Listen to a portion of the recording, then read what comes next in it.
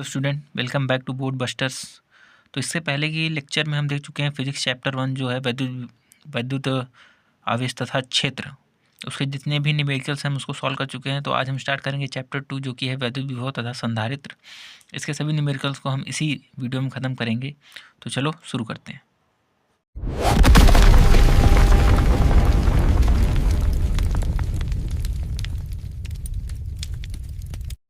तो पहला जो क्वेश्चन है question number 2.1 that is 5 × 10⁻⁸ coulomb तथा -3 × 10⁻⁻8 कूलम के दो आवेश 16 सेंटीमीटर की दूरी पर स्थित हैं।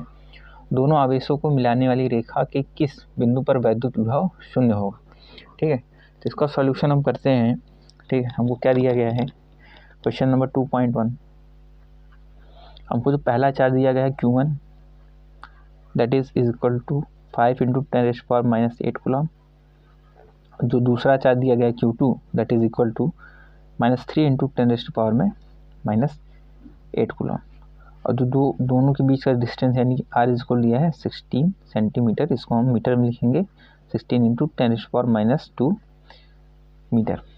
ठीक है, क्योंकि हम जानते हैं कि जो इलेक्ट्रिक पोटेंशियल होता है, वैद्युत विभव होता है, वो एक स्केलर क्वांटिटी होता है, इसलिए माइनस का साइन मतलब उसको हमेशा माइनस में लेकर ही चलेंगे। जैसे कि इसको अगर हम बना लेंगे, पहले एक चार्ज है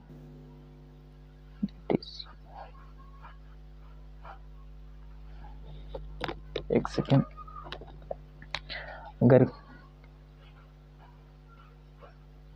ये A है ये B है, इस पर Q1 चार्ज है, इस पर Q2 चार्ज है, दोनों के बीच का सेपरेशन 16 सेंटीमीटर है। ठीक है, तो हमसे पूछा क्या गया है इस क्वेश्चन में कि दोनों आवेशों को मिलाने वाली रेखा के किस बिंदु पर वैद्युत विभव शून्य होगा।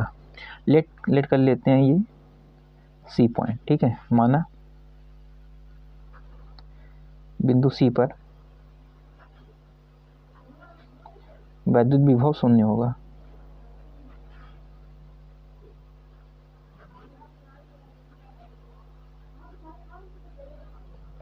ठीक, अगर अगर हम इस तरह से मान रहे हैं कि B और C का डिस्टेंस क्या है x सेंटीमीटर है, तो A और C का क्या हो जाएगा 16 - x होगा। कैसे होगा, टोटल हमारा 16 सेंटीमीटर है, जिसमें से अगर यही x है तो कितना हो जाएगा 16 - x, तभी टोटल मिलकर 16x होगा और 16 सेंटीमीटर होगा। इसीलिए हम क्या अगर मान ले रहे हैं कि B और C के बीच में एक पॉइंट C है जिस पर वैद्युत विभव शून्य है। ठीक है, तो हम लिखेंगे Q1 आवेश के कारण बिंदु C पर विभव, बिंदु C पर विभव क्या हो जाएगा BA is equal to 1/4 pi epsilon not Q1 upon में, यहाँ से E और C का भी डिस्टेंस क्या है 16 - x। ठीक है, ये सेंटीमीटर में, इसको मीटर में चेंज करने क्या मिलेगा 10⁻², क्योंकि ये 16 सेंटीमीटर है, इसलिए अगर ये x ले रहे हैं तो ये भी x सेंटीमीटर में होगा, और ये 16 - x है, ये भी और सेंटीमीटर में होगा, तो इसको हम मीटर में लिखेंगे। ठीक है, तो V ये क्या मिलेगा, इसकी वैल्यू पुट करेंगे 9 × 10⁻⁹ इंटू Q1 की वैल्यू क्या दिया गया है यहाँ पर 5 × 10⁻⁸ अपॉन में इसकी वैल्यू 16 - x इंटू 10⁻², ये इक्वेशन नंबर 1 लेंगे। ठीक है, सिमिलरली Q2 के कारण भी बिंदु C पर कुछ वैद्युत विभव होगा। ठीक है, तो हम लिखेंगे Q2 आवेश के कारण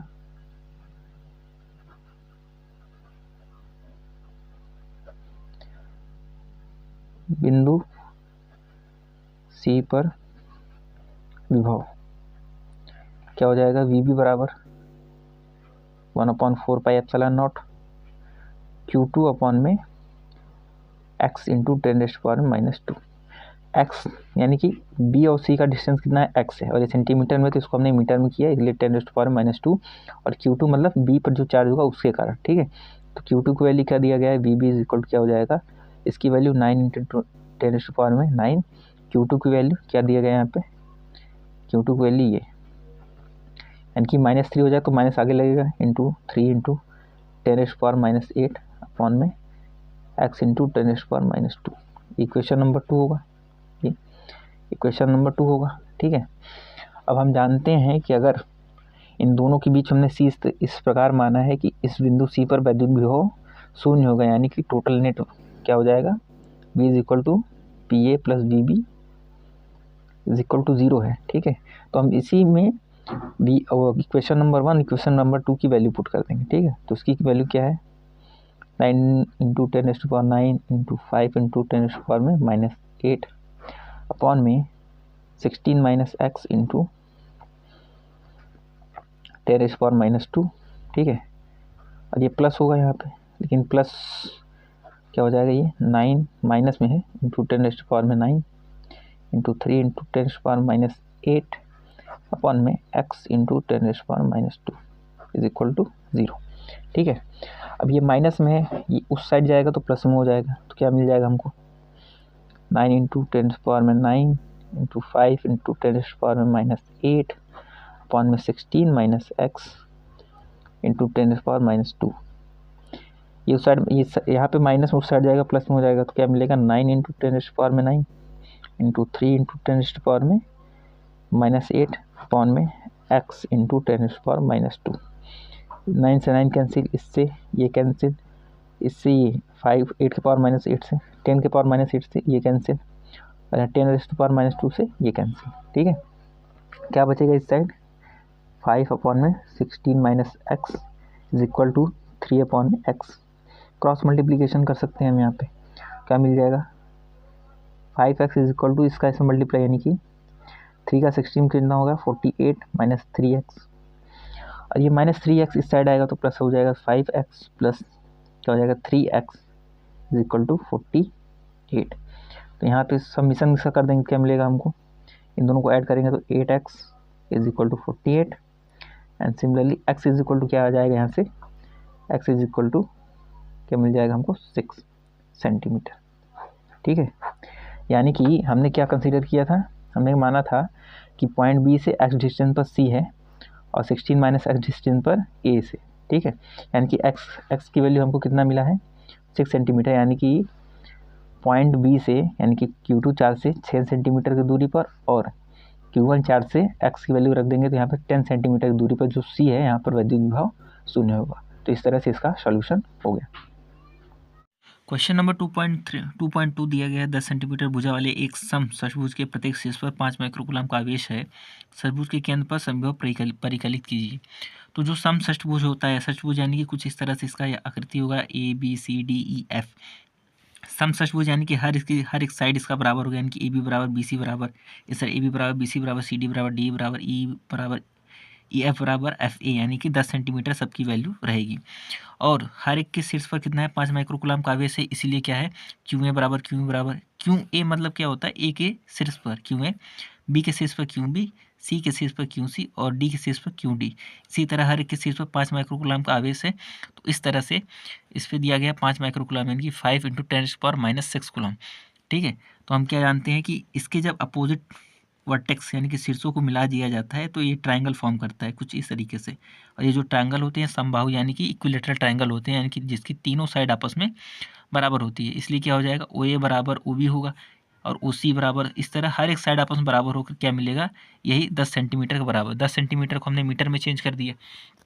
ठीक है, इसको आगे सॉल्व करेंगे तो हमको क्या बोला गया है कि समषट्भुज के केंद्र पर वैद्युत विभव कैसे निकालेंगे। तो जो V का फार्मूला हम क्या जानते हैं 1/4πε0 Q/r², R, ठीक है, स्क्वायर नहीं, ये इसका जनरल फार्मूला है। तो अगर जो A के कारण जो है केंद्र पर O पर, B के कारण और C के कारण D के कारण जो वैद्युत विभव होगा वो टोटल V यानी कि इन सब का समीशन हो जाएगा। तो चूंकि ये जनरल फार्मूला होता है तो सब में 1/4πε0 कॉमन रहेगा, तो जो कि बाहर आ गया। A के लिए VA, A के लिए क्या हो जाएगा Q होगा अपॉन में OA होगा, यानी कि इसके बीच की दूरी है यहाँ से यहाँ तक की दूरी।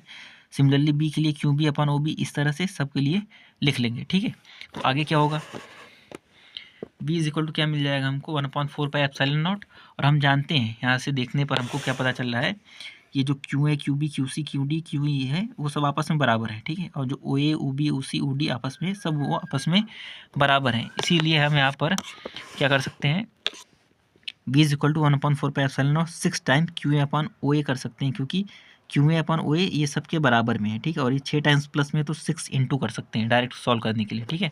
क्या हो जाएगा हमारे पास, B is equal to 9 into 10⁻9 इसकी वैल्यू इंटू 6 इंटू इसकी क्यू ए की वैल्यू कितना दिया है 5 इंटू 10⁻6 और जो ओ ए की वैल्यू हम 10⁻1 निकालें, ठीक है। ये 10⁻1 ऊपर जाएगा तो प्लस में हो जाएगा, तो 10⁻1 प्लस ऊपर जाएगा प्लस में हो जाएगा तो क्या बचेगा 10 इंटू 10⁻6 ऐसे रहेगा, 6 इंटू 5 क्या हो जाएगा 30 और 30 इंटू 9 270, ठीक है। तो यहाँ से हम पॉइंट यहाँ पर लेकर आएंगे, इसको सॉल्व करेंगे तो ये b की वैल्यू हमको निकल जाएगा, ठीक है। कैसे सॉल्व किया हमने, हमको क्या बोला था, एक समषष्टभुज होना चाहिए 10 सेंटीमीटर का, हमने ये बनाया, ठीक है। सबकी साइड 10 सेंटीमीटर है, ठीक है। हर एक के वर्टेक्स पर शीर्ष पर कितना है 5 माइक्रोकूलम का आवेश है, तो हमने यहाँ पे लिख दिया, ठीक है। हर एक पर 5 माइक्रोकूलम का आवेश है, ठीक है।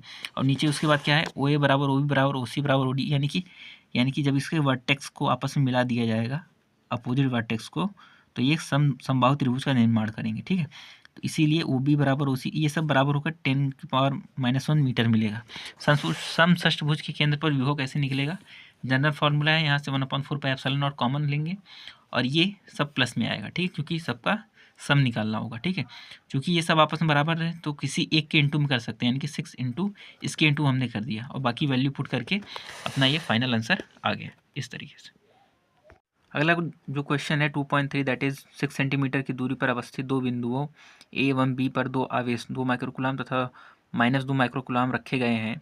तो इसका पार्ट ए है कि निकाय के समविभव पृष्ठ की पहचान कीजिए, बी है इस पृष्ठ के प्रत्येक बिंदु पर स्थित विद्युत क्षेत्र की दिशा क्या है। तो इसका मैंने पहले से ही सॉल्यूशन कर रखा है कि इसका जो एक सिस्टम दिया गया है Q1 इसको हम कंसीडर करते हैं Q1 बराबर 2 microcoulomb that is 2 into 10⁻6 coulomb, Q2 is equal to -2 microcoulomb इनकी -2 इंटू 10⁻6 कूलम। तो इसको हम एक रफ डायग्राम बना लेते हैं जिसको इसको सॉल्व करना आसान होगा, यानी कि Q1 इधर है Q2 इधर है, दोनों के बीच का जो सेपरेशन है वो 6 सेंटीमीटर है, ठीक है, सेंटीमीटर है ये, ठीक है।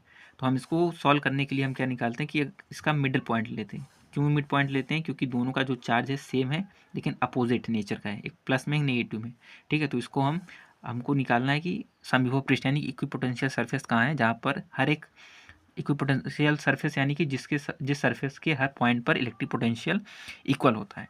तो इसका जो हम पॉइंट सी मिड पॉइंट लेते हैं सी, यानी कि Q1 से 3 सेंटीमीटर Q2 से 3 सेंटीमीटर, तो बिंदु सी पर जो नेट वी होगा V इज इक्वल क्या होगा V1 प्लस V2, यानी कि V1 की value 1/4 pi epsilon not Q1 और Q1 से यहाँ Q1 से C की दूरी R1 ले रहे हैं plus 1/4 pi epsilon not 1/4 pi epsilon not Q2, ये V2 की वैल्यू के लिए Q2 और यहाँ से यहाँ का जो डिस्टेंस है इसको R2 ले रहे हैं, ठीक है।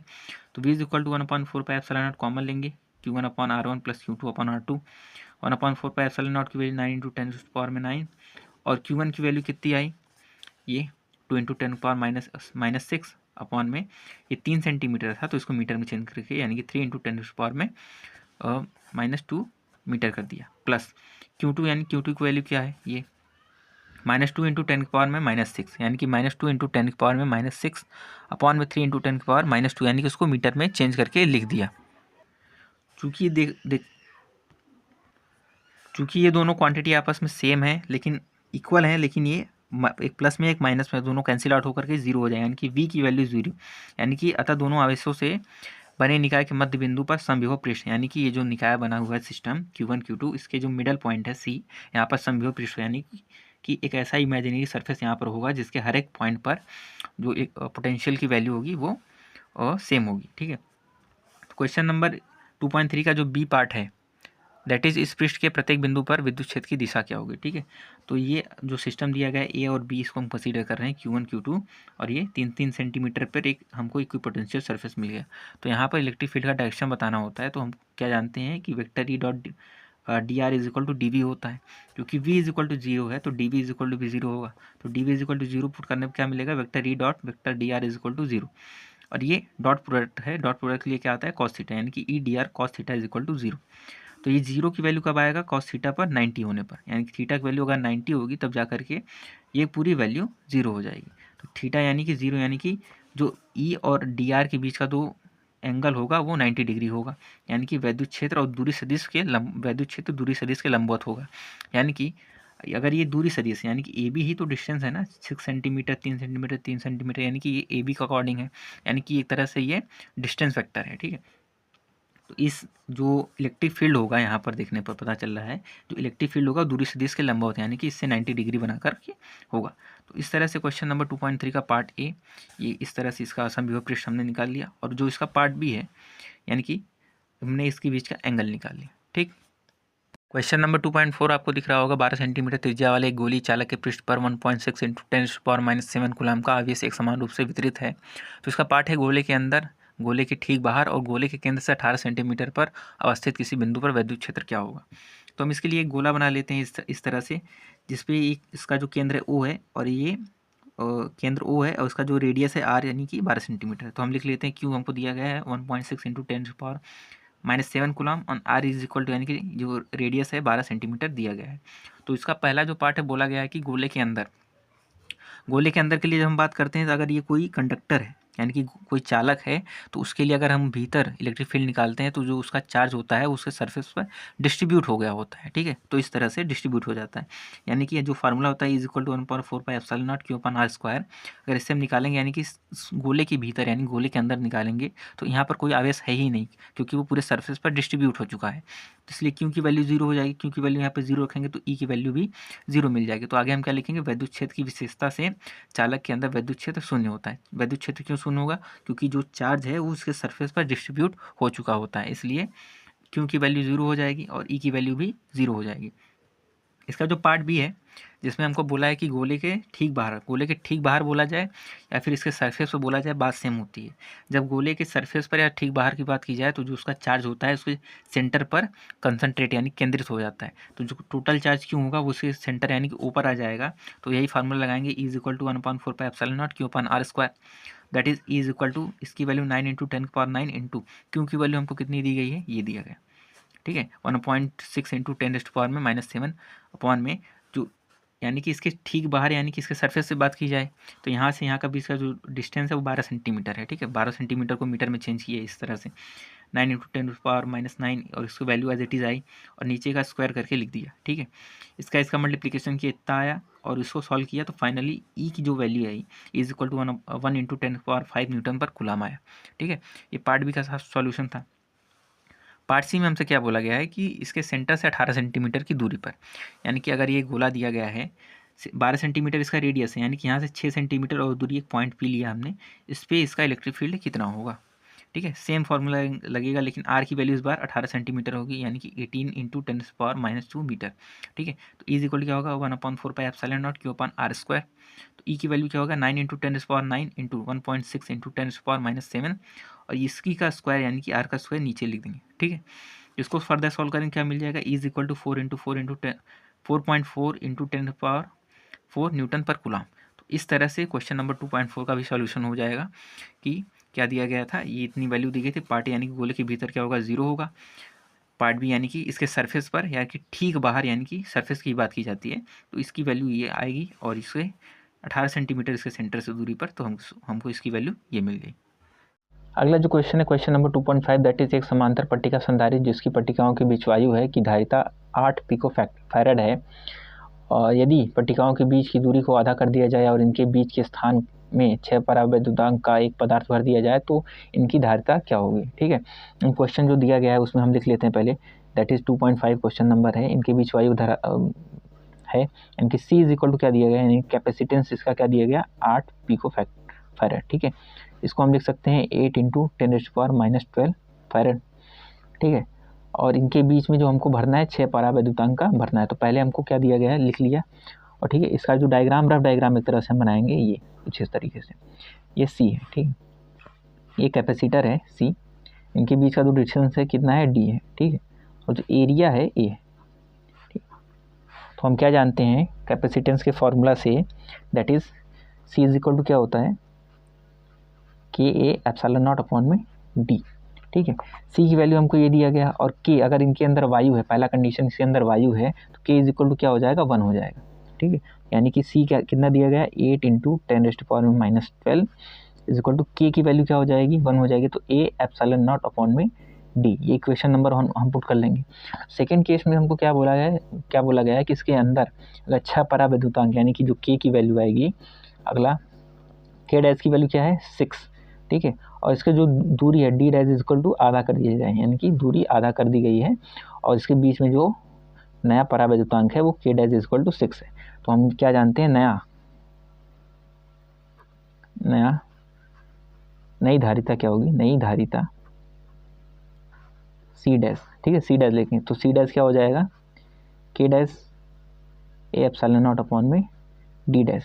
ए में कोई चेंज नहीं है, एप्सिलॉन तो कांस्टेंट है, के में चेंज आया तो के डैश होगा और डी में चेंज आया तो डी डैश होगा, ठीक है। तो सी डैश इक्वल टू क्या हो जाएगा, के डैश की वैल्यू क्या है 6 ए एप्सिलॉन नॉट अपॉन में डी डैश की वैल्यू क्या है d/2, यानी कि दूरी का आधा कर दिया, यानी कि इस दूरी का आधा कर दिया गया है, क्या हो जाएगा d/2, ठीक है। ये 2 ऊपर जाकर मल्टीप्लिकेशन हो जाएगा, क्या हो जाएगा 12 ए एप्सिलॉन नॉट अपॉन में d, ठीक है। तो सी डैश क्या मिल जाएगा 12 इंटू ए डैश अपॉन में epsilon not A epsilon naught upon D की वैल्यू क्या दिया गया है इक्वेशन नंबर 1 से, ये है, ठीक है, 8 × 10⁻12, तो यही रख देंगे 8 × 10⁻12, that is C dash equal to 12 का 8 में multiplication 96 into 10⁻12, that is equal to 96। 12 को क्या बोल सकते हैं, 10⁻12 क्या होता है पिको, एंड दैट इज अगर कैपेसिटेंस है तो फैराड, यानी कि सी की वैल्यू हमको इस तरीके से मिल जाएगी। हमने क्या किया, जो पहले वैल्यू दी गई थी C is equal to 8 pico farad, इसको इस तरीके से लिखा, यानी कि जो डिस्टेंस था डी था और के इज इक्वल टू 1 था क्योंकि इसके बीच वायु था, ठीक है। तो सी इज इक्वल टू के एप्सिलॉन नॉट अपॉन डी, सी की वैल्यू पुट किया, के की वैल्यू 1, तो इक्वेशन नंबर 1 मिल गया। दूसरे केस में क्या बोला था, अगर इसके बीच 6 परावैद्युतांक यानी के डैश इज इक्वल टू 6 और जो इसका दूरी आधी कर दिया जाए यानी कि D dash is equal to 2 d/2, तो नई धारिता क्या होगी, C dash is equal to C dash is equal to K dash A upon में epsilon naught upon D dash, तो इसकी वैल्यू पुट करके हमको इसे फाइनल आंसर मिल गया। अगला जो क्वेश्चन है question number 2.6, that is 9 pico farad धारिता वाले 3 संधारित्रों को श्रेणी क्रम में जोड़ा गया है। तो इसका ए पार्ट है संयोजन की कुल धारिता क्या है, और बी है यदि संयोजन को 120 वोल्टेज की संभरण यानी सप्लाई से जोड़ दिया जाए तो प्रत्येक संधारित्र पर क्या विभवांतर होगा, यानी कि 3 संधारित्र, यानी कि अगर तीनों संधारित्र की वैल्यू कितनी दी गई, C1 is equal to C2 होगा इज इक्वल टू C3 होगा, दैट इज 9 पिको फैराड, यानी कि 9 × 10⁻12 फैराड है, ठीक है। तो वोल्टेज कितना दिया गया, V इज इक्वल टू 120, ठीक है, यानी कि इतना सप्लाई दिया गया है 120 वोल्ट का, ठीक है। तो इसको अगर एक तरह से हम डायग्राम बनाएंगे, इसका कुछ इस तरीके से बनेगा। अगर 3 संधारित्र हैं, ठीक है, 1 2 3, तीनों श्रेणी क्रम में है इसलिए कुछ इस तरह से होगा, और इस पर एक जो आवेश फ्लो होगा वो क्यों होगा, ठीक है, यानी कि और इसको जोड़ा गया है किससे 120 वोल्ट से, ठीक है। तो इसका पार्ट है जो बोला गया, उसमें बोला गया है कि इस पूरे श्रेणी क्रम संयोजन का टोटल धारिता क्या होगा, तो ए इज इक्वल टू लिखेंगे संयोजन की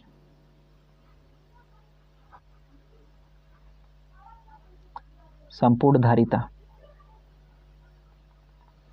संयोजन अगर श्रेणी क्रम है तो इसको हम क्या लिखते हैं 1/c is equal to 1/c1 plus 1/c2 plus 1/c3, ठीक है। तो यही वैल्यू इसमें पुट कर देंगे तो 1/c इज इक्वल क्या हो जाएगा 1/c की वैल्यू C1 C2 C3 की वैल्यू क्या दिया 9 पिको फैराड, तो यही वैल्यू हम पुट करेंगे तो 9 होगा यहाँ पर, प्लस 1/9 यहाँ पे फिर होगा प्लस 1/9, इसका एलसीएम लेंगे तो क्या मिलेगा 9, तो 1 + 1 + 1, तो यहाँ पे हम सॉल्व करेंगे तो 1/c इज इक्वल टू इसको सम कर देंगे तो क्या मिल जाएगा 3/9 कैंसिल आउट 1/3, यानी कि C जो टोटल मिलेगा 3 पिको फैराड होगा, ठीक है।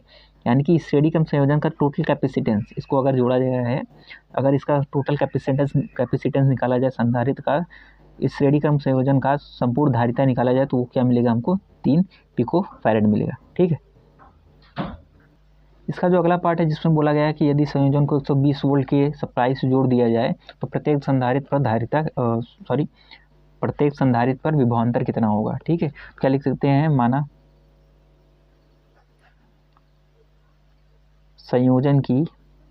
संयोजन पर कुल आवेश कितना होगा, that is equal to Q, हम Q मान लेते हैं, ठीक है। और क्या बोलते हैं C1 C2 तथा C3 में क्रमशः V1 V2 तथा P3 का विभवांतर है, ठीक है, ठीक है।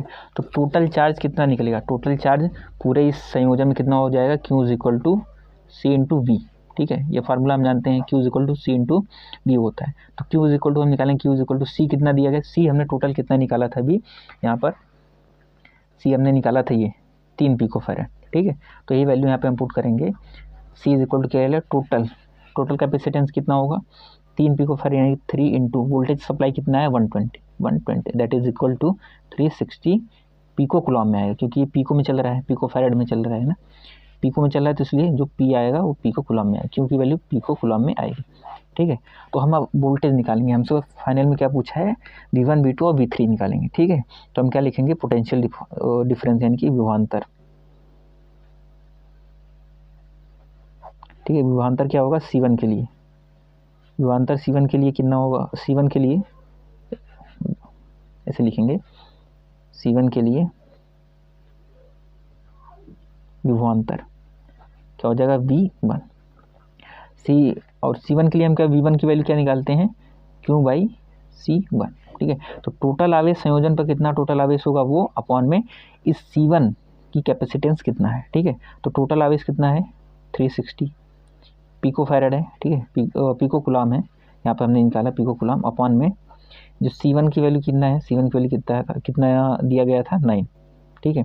ये भी पिको फैरेड में था, ठीक है, पिको फैरेड, पिको से पिको कैंसिल होगा, 9 अपॉन ये 40, यानी कि क्या आएगा 40 वोल्ट आएगा, यानी कि C1 के अक्रॉस जो पोटेंशियल डिफरेंस होगा वो कितना होगा 40 वोल्ट होगा। सिमिलरली क्या निकालेंगे C2 के लिए, विभवांतर यानी कि V2 इज इक्वल क्या, Q अपॉन में C2 होगा, Q की वैल्यू कितनी दी 360 अपॉन में C2 की वैल्यू कितना था, वो भी 9 था, तीनों का C1 C2 C3 सब 9 था, यानी कि इसका भी 40 वोल्ट आएगा। और सिमिलरली C3 के लिए विभवांतर कितना आएगा, that is V3 is equal to Q upon में C3, Q की वैल्यू 360 और C3 की वैल्यू 9 ही था, यानी कि ये आएगा 40 वोल्ट, यानी कि V1 बराबर कितना मिला 40, V2 बराबर कितना मिला 40 वोल्ट एंड V3 बराबर कितना मिला 40 वोल्ट, ठीक है। इस तरह से इसका पार्ट नंबर बी यानी क्वेश्चन नंबर 2.6 का पार्ट ए और पार्ट बी फाइनल सोल्यूशन हो गया। जो भी पॉइंट इसमें ना समझ में आए इसमें या फिर किसी भी क्वेश्चन में ज़रूर पूछिएगा, ज़रूर कमेंट बताइएगा, मैं उसका आंसर करूँगा। Question number 2.7 that is 2 picofarad 3 picofarad और 4 पिकोफैरेड धारिता के 3 संधारित्र पार्श्व क्रम में जोड़े गए हैं, यानी कि पैरेलल जोड़े गए हैं। तो संयोजन की कुल धारिता क्या है और बी क्या है, यदि संयोजन को 100 वोल्ट के संभरण से जोड़ दे तो प्रत्येक संधारित्र पर आवेश ज्ञात कीजिए। तो हमको क्या दिया गया है, C1 इज इक्वल टू क्या दिया गया है, C1 is equal to 2 picofarad है, C2 is equal to 3 picofarad है and C3 is equal to 4 picofarad है, ठीक है। इनको पैरेलली यानी कि पार्श्वक्रम में जोड़ा गया, यानी कि अगर हम कुछ इस तरह से जोड़ेंगे इसको इस तरीके से, ठीक है, इस तरीके से अगर हम इसको जोड़ेंगे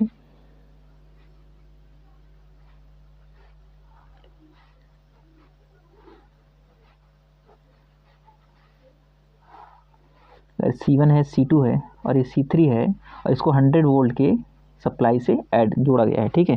तो प्रत्येक में कितना चार्ज जाएगा, इसमें Q1 जाएगा, ठीक है, इसमें Q2 जाएगा और इसमें Q3 जाएगा, क्योंकि तीनों का सेपरेशन हो गया है, अलग अलग हो गया, ठीक है।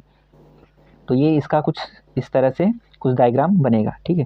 तो हमसे इसका पार्ट ए क्या बोला गया है, पार्ट ए इसमें बोला गया है कि संयोजन की संपूर्ण धारिता, यानी कि हम लिखेंगे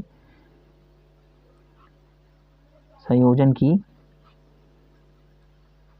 संपूर्ण धारिता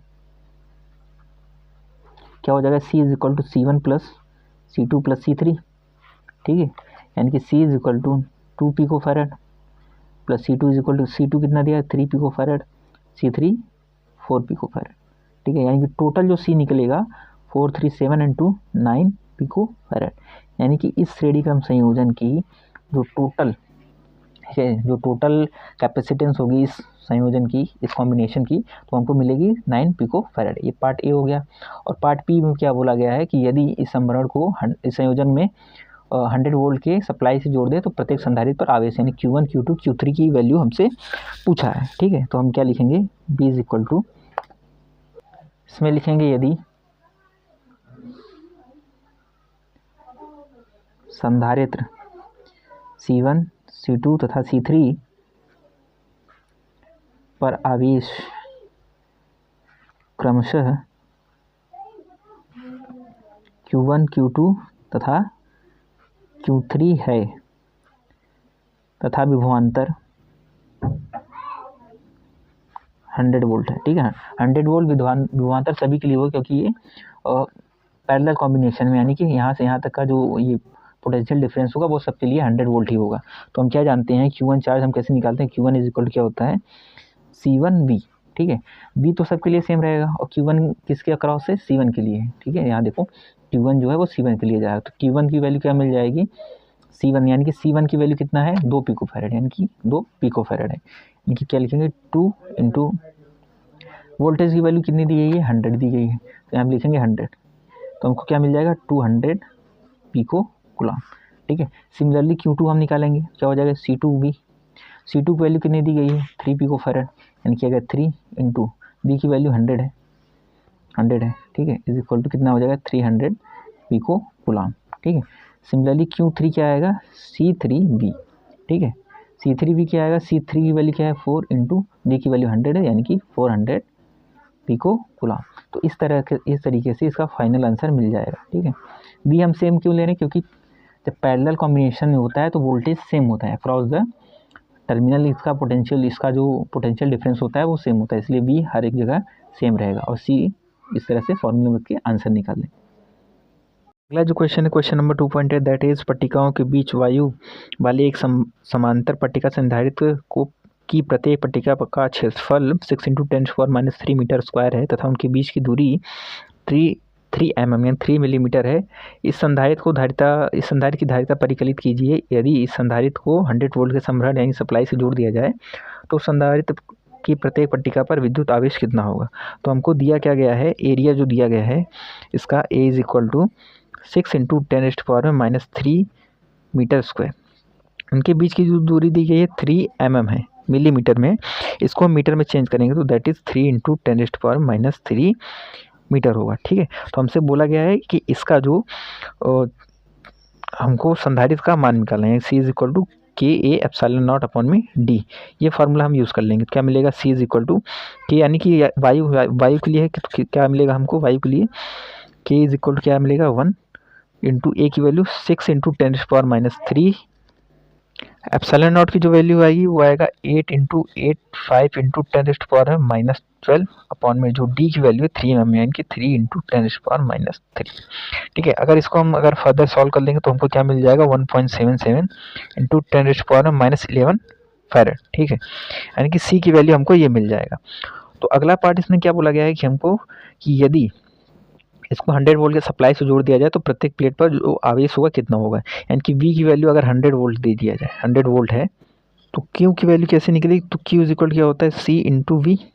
तो C की वैल्यू हम निकाले 1.77 × 10⁻11 और जो V की वैल्यू है दैट इज़ 100।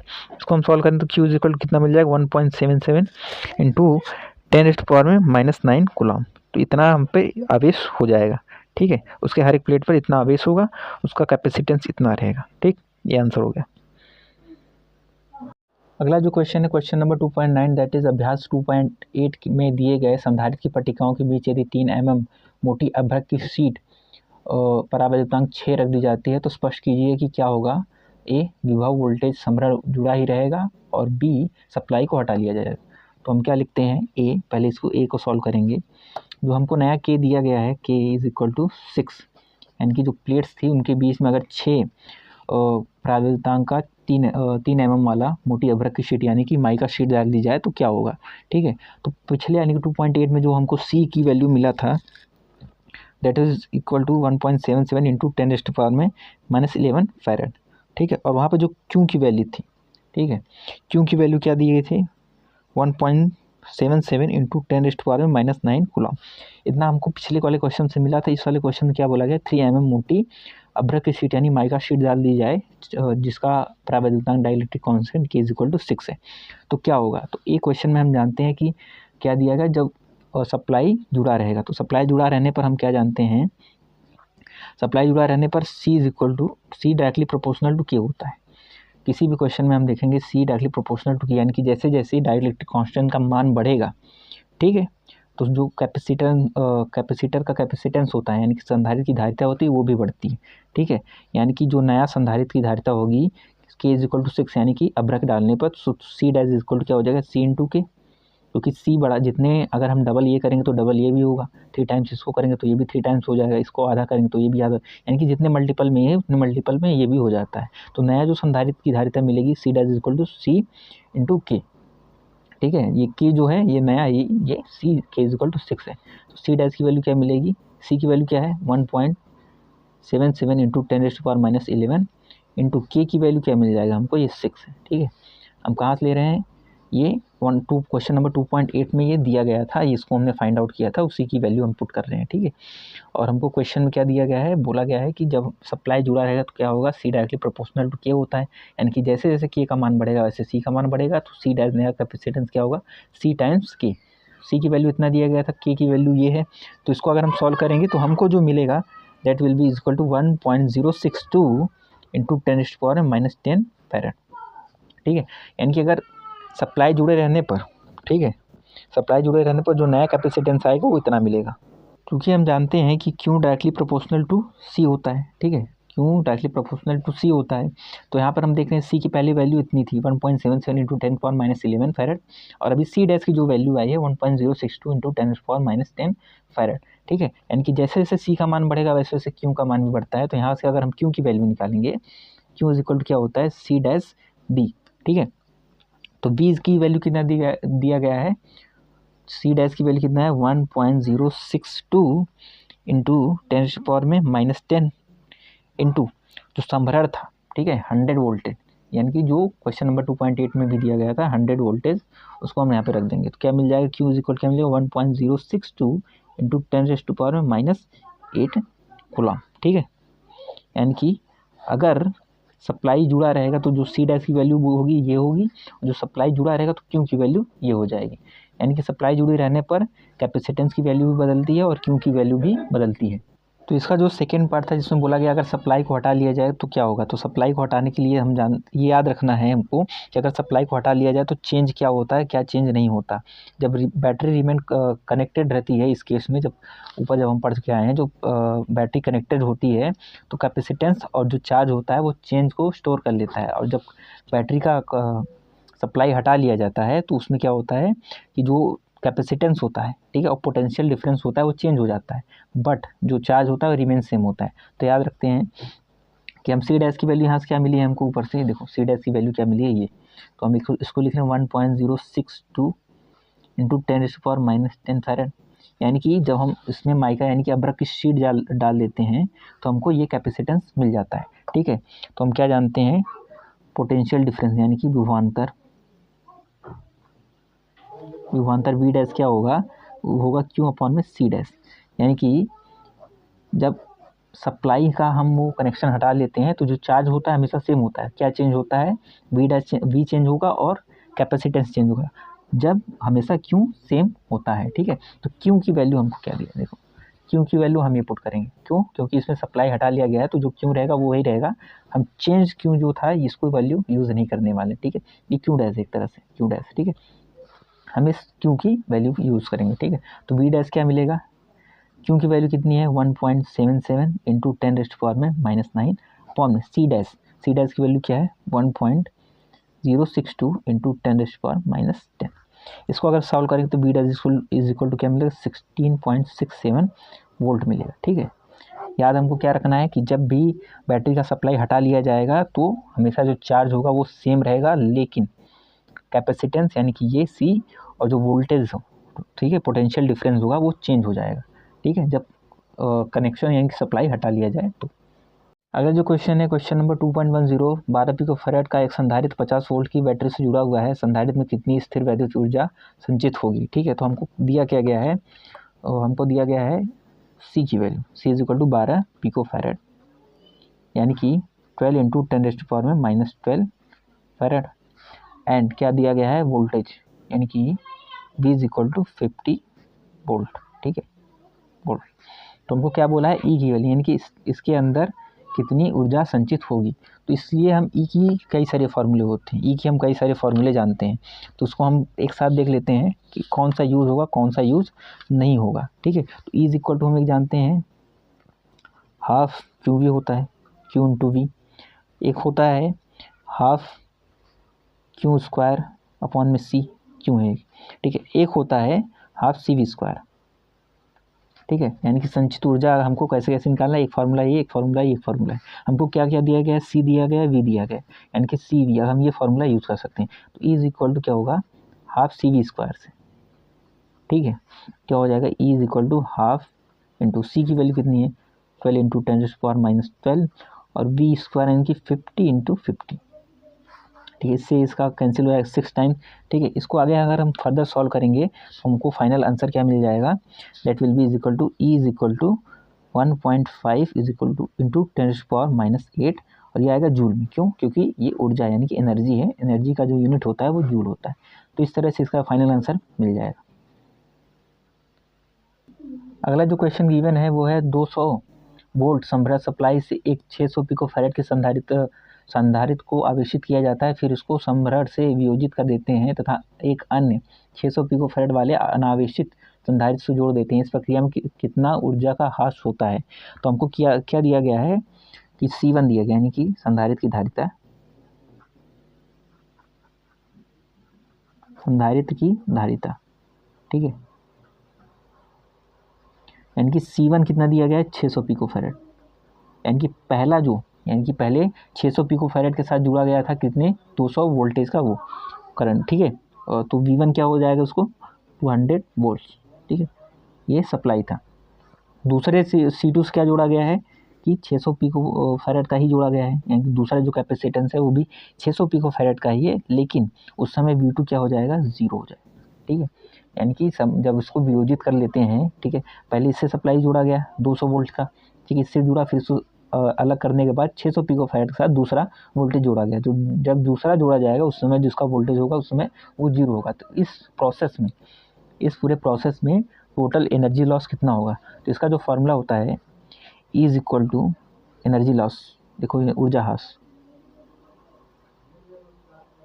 ऊर्जा ह्रास E इज इक्वल टू क्या हो जाएगा C1 C2 into V1 minus V2 का होल स्क्वायर अपॉन में 2 टाइम्स C1 प्लस C2।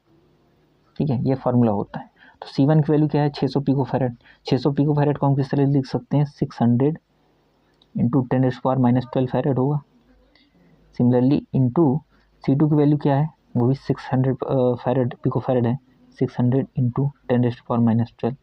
अब इंटू होगा V1 माइनस V2, V1 की वैल्यू कितनी है 200, V1 की वैल्यू क्या है 200 माइनस V2 की वैल्यू क्या है 0 अपॉन में, ठीक है, 2 टाइम्स 600 इन प्लस 600 और इससे कॉमन क्या लिया 10⁻⁻12 कॉमन लिया। ठीक है, तो इसको अगर हम फर्दर सॉल्व कर लेंगे, ठीक है, तो इसका जो फाइनल आंसर मिलेगा हमको is equal to 6 into 10⁻⁻6 joule मिलेगा। जूल क्यों, क्योंकि एनर्जी लॉस, एनर्जी का जो यूनिट होता है वो जूल होता है। ठीक है, मैं दोबारा बता दे रहा हूँ कि C1 क्या है, जब पहले कैपेसिटेंस से जो सप्लाई जोड़ा गया था V1 यानी कि 200 वोल्टेज का सप्लाई 600 पिकोफैरेड के साथ जोड़ा गया था, फिर इसके सप्लाई को अलग कर लिया गया, दूसरे कैपेसिटेंस के साथ जोड़ा गया। ठीक है, कैपेसिटर के साथ जोड़ा गया, तो जिसका कैपेसिटेंस 600 पिकोफैरेड था, तो जब जोड़ा जाएगा उसका वोल्टेज कितना होगा 0 होगा। ठीक है, तो इस प्रोसेस में एनर्जी लॉस इस तरह से इस फार्मूले का यूज़ करके निकाल सकते हैं। इस तरह ये चैप्टर नंबर 2 का ये फाइनल और आखिरी क्वेश्चन था जो कि कंप्लीट हो गया है। आई होप क्लास पसंद आई, जो भी डाउट आएंगे वो ज़रूर पूछें, मैं बताऊँगा, और जुड़े रहें चैनल के साथ। Thank you.